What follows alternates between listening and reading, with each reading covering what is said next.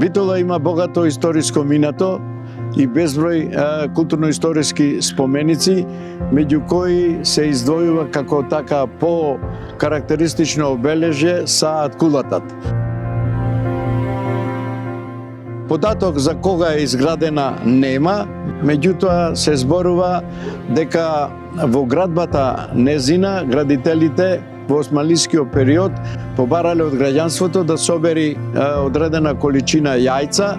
Се споменува дека биле некогаш, се споменува дека 100.000, сега таму пишува дека биле 60.000 јајца, за да може градбата да биде поцврста. Бидејќи тука имаше голем број загинати германски војници од Првата светска војна, фирмата Корфаге од Германија побара да им се дозволи да ги погребаат во близина на градот, а за возврат да таа фирма да овозможи на сатот да функционира механизам.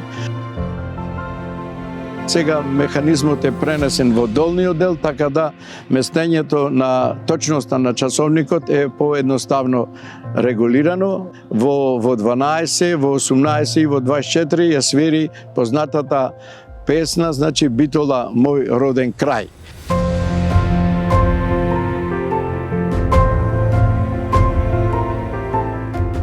Интересно е што на градбата на сатот, на источната страна, има символ вграден на еден камен, тоа гулаб, кај што клюка една змија, односно се смета дека во овој град доброто треба секогаш да го победува